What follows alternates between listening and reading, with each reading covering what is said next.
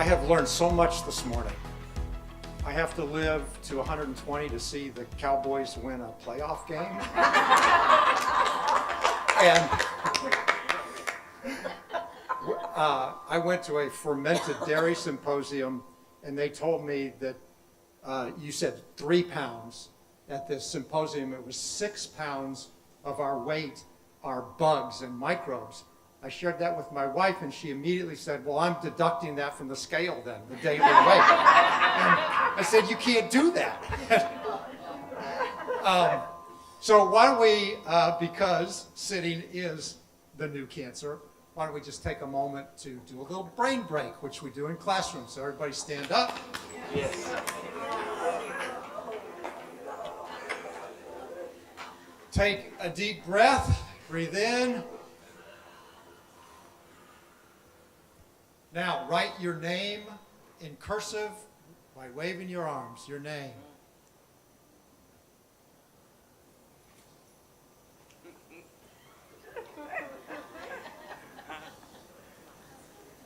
All right. Another deep breath. All right, we can sit down and move on. We took a little brain break. Yeah. Tell me about it. So I have the real honor of sharing with you information about FitnessGram, but just a very, very quick story. As a superintendent, every day with a really challenging school district, banging my head against the wall on how we're going to increase student achievement, do all the things that we all are committed to doing. And I'm getting ready to go to work down in Central Texas in Austin, and I pick up the Austin American Statesman, and there's this headline on the front page from some policy group that says, by 2040, 1 in 3 Texans will be diabetic with type 2 diabetes. And, you know, we saw Dr. Murphy's slide of this tsunami of obesity, and we're now projecting the results of that tsunami in terms of the meltdown of our healthcare system. I'm a former basketball coach, and I said to myself, you know, if I put 3 out of 5 starters on the floor and they've got sprained ankles or bad knees, we're not winning any ball games. If I'm a school superintendent and you're a teacher and your kids are not healthy, you're not winning the ball game of academics, of attendance and behavior. So this kind of put me on this journey of health and wellness for kids, and every time you look around, it triangulates, it connects, it makes sense. It's what we need to be doing in our schools. I cannot tell you how much I applaud your efforts and the Heart Foundation for this movement, because truly, it was said earlier, what starts here at your school could spread to the state of Arkansas, it could spread nationwide. This is it, folks. It's not about one little gimmick. It's not about a math program. It is about creating a culture of health in your schools, and that is really what it's all about. At the Cooper Institute, I challenged our youth researcher to accumulate all of this research on the outcomes of fitter kids. Folks, it's staggering, and we are putting that together at the Institute right now. The studies now that show that fitter kids make better grades are overwhelming. There's states of data on that. There's school districts. Everybody's got the data. You want better attendance? In the district that I worked in, the line is exactly perfect. High obesity kids, low attendance. Fit kids, high attendance. That makes sense. We're teachers, we know that. Exactly, right? But you gotta be present to learn. And we know that when there's a substitute teacher in the room, that learning basically stops. So, you know, we need healthy kids, we need healthy teachers, we need all to be present in this.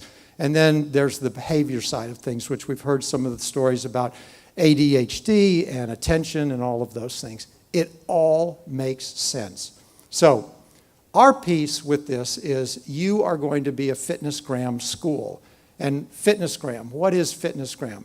Well, every one of you as teachers could tell me about the state assessments in math, reading, writing, and how you do that and what the performance measures are for your state. FitnessGram is the gold standard, preeminent youth assessment fitness tool. If you want to put a diet program in place, or if you want to put a running club in place, How do you know that that has worked or not? You don't unless you have some measurement, some assessment. That's what FitnessGram is. It's the assessment that you will be using to actually see, is this working? And some interventions work, some don't. But when you holistically put it all together, FitnessGram will tell you, and it's used across this nation and really across the globe to determine health outcomes in kids. FitnessGram health comes from regular physical activity. Everyone can be active regardless of age, gender, or ability. Physical activity and fitness are for a lifetime. Find something you like and make it personal. This resonates with everything that you've heard today.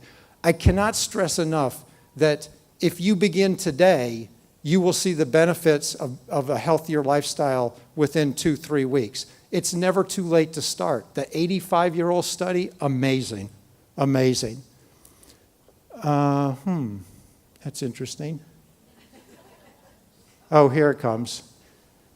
FitnessGram was, I didn't realize these slides had this trick to it. Dr. Kenneth Cooper, who has been preaching preventative medicine for 50 years, wrote a little book in 1968 called Aerobics. Aerobics, it's now in its 50th anniversary, aerobics changed the world for the better.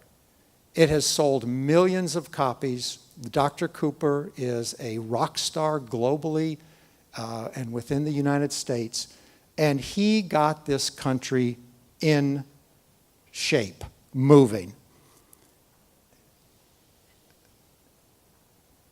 Okay, this is not the same presentation, but here we go. We'll keep it going.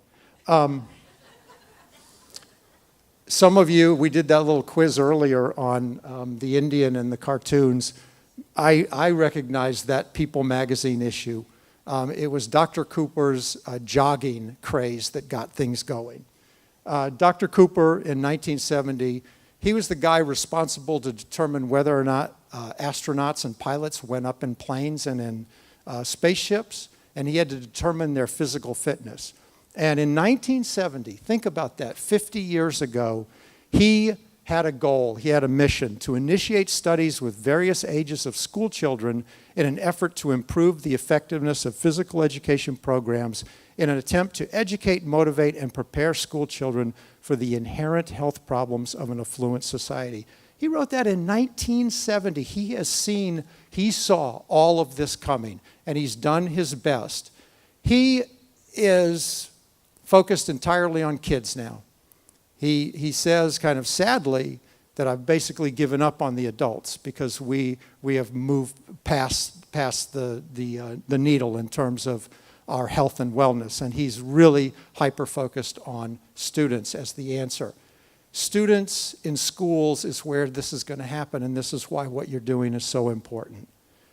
Okay, FitnessGram, it is a health-related fitness assessment. It comes with a student report card, which we've redesigned and will have the first new look, kind of more of an infographic, easy to read and understand report card that you will see. And I hope that you engage students and talk about what their results are. Don't compare them to other kids. Just help them with their own profile of where they are and what they can do to get healthier. There's educational tools to learn fitness concepts and set goals, and then this is all done by evidence-based standards. FitnessGram was put together by a team of scientists, and we have a scientific advisory board that reviews everything constantly, and it's very, very good. If you ask a school superintendent or principal or probably most teachers, if you asked me 4 years ago, can you name the 5 components of health-related fitness? Not a chance. I would say that every superintendent, every principal, and every teacher in this country needs to have some rudimentary understanding of these components of fitness. Aerobic capacity is probably the most important thing.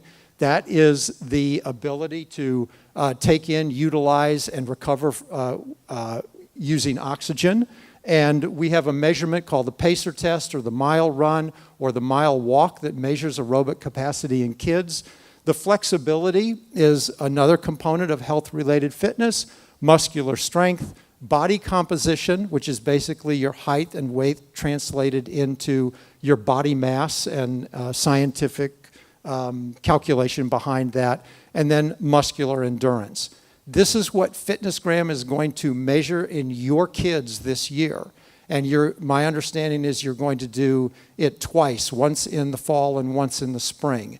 And these results of these tests done properly will actually help you understand, are these interventions, are the gardens working? Is the better nutrition in the cafeteria working? Are the running clubs, the things that you plan to do, are those working for your kids? This will be a key measurement of that. And the great news is, those states and school districts that have gotten serious about this, the needle does move. And it moves pretty quickly. And you do end up with healthier kids, and all those other indexes go up as well. If you ask me as a superintendent, struggling all those years, what's the best math program? What's the best writing program? New Jersey Writing Project, I was a middle school principal, and our big goal that year was we actually had kids doing writing in PE. We'd put them in the bleachers and they'd write a little paragraph about their PE. Now we flipped it. Now we have PE being done in language arts classes because we know you get a better outcome by keeping kids healthy and keeping them active. So this is really pretty profound stuff, and we've come a long way, and you are on the front edge of that. Aerobic capacity, walk test, pacer, 1 mile run, as I said. And then we are the Cooper Institute, and we have tons of resources. We've got a great youth team. Anything you need, any question you have, we will be supplying the answers to. So with that said, very excited to see this journey. We'll be right there with you the whole way, and thank you. Appreciate it.